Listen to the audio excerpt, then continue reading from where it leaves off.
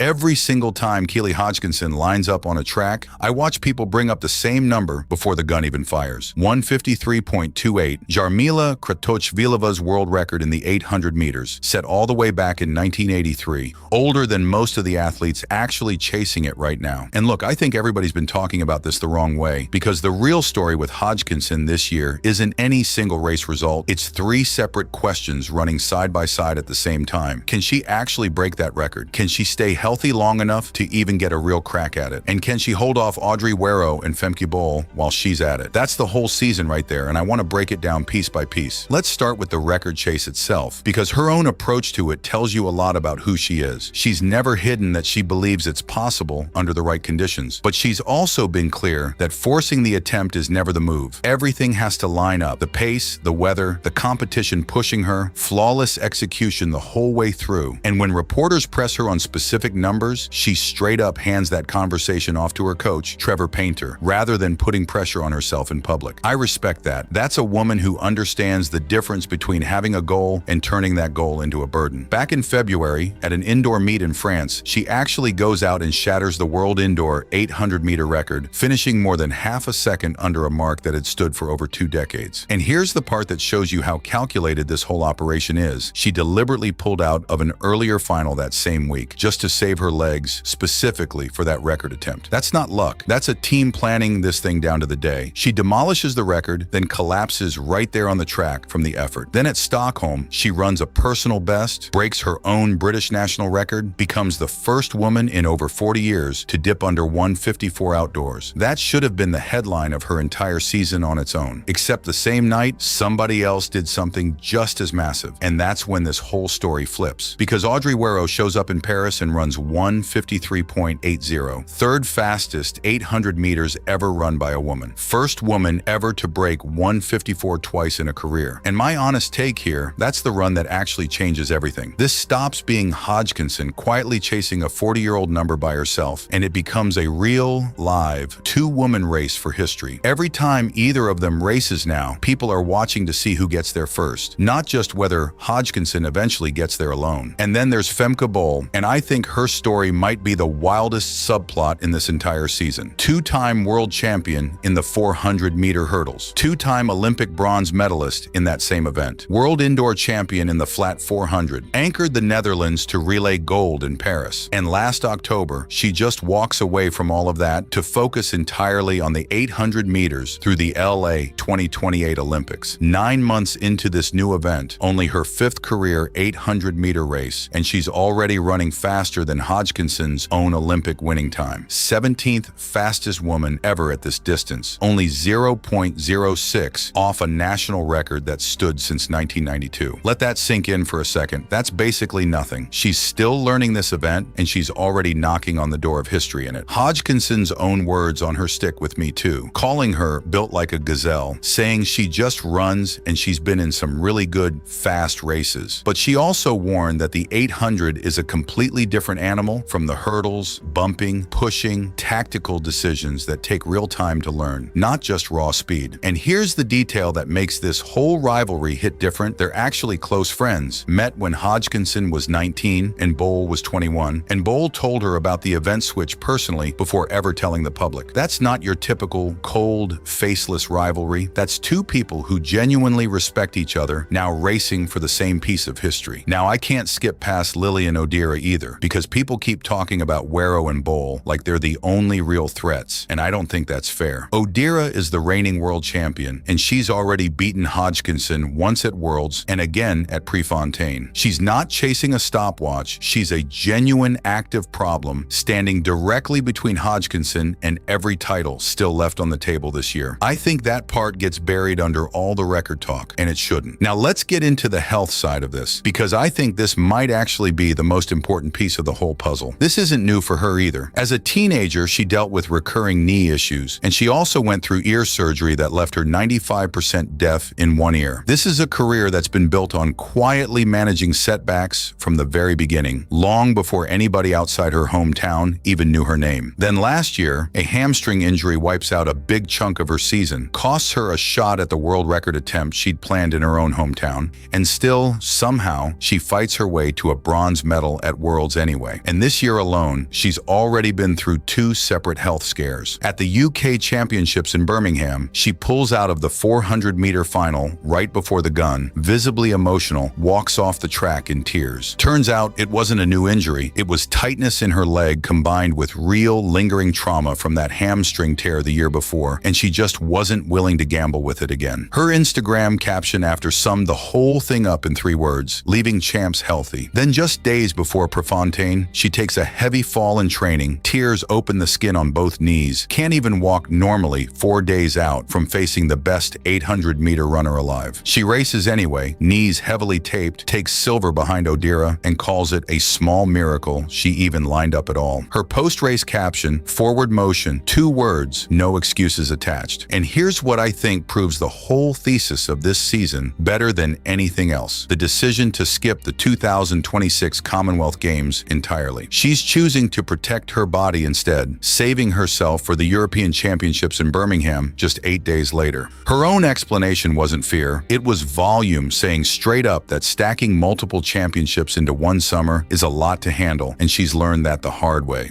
I think that's the mature, unglamorous choice most athletes wouldn't make. Most people chase every single medal on the table because it's right there in front of them. She's the one saying, no, I got burned by exactly that decision before, and I'm not doing it again. Put it all together and you start to see why she's calling this the healthiest and most productive winter of her entire career. Indoor world record, a personal best in the 400 meters, a British outdoor record, all of that before the season even hits its biggest stretch. And now London is circled as the moment, the sold-out home crowd, the world record attempt everybody's been waiting for, in the exact same city where she took that painful Commonwealth silver back in 2022. That's not a coincidence. That's a woman going back to the scene of a loss and trying to turn it into the biggest win of her life. And honestly, watching how people have reacted to all of this, I feel the same way most of you do. Nobody's actually criticizing her for the times on the clock lately. Everybody's praising the honesty, respecting that she raced hurt at Prefontaine instead of pulling out and protecting a clean record. And the predictions going around right now are exactly the conversation this sport needs. Who gets under 153 first, her or Wero, and whether Bowl is already a real threat this early into a brand new event? I don't think that's a crazy question anymore either, not after watching her numbers climb this fast in under a year. So let's bring this all the way home. This season was never really about one Diamond League win or one silver medal against Odira. It's whether Keely Hodgkinson can hold her body together long enough to actually get her shot at history, and whether Wero or Bowl beat her to that number first if she does. I rest my case. Let me know in the comments who you think breaks 153 first. I read every single one of them, and as always, fast is a lifestyle. And if you rock with what we're doing here, go ahead and like and subscribe. I'd greatly appreciate it.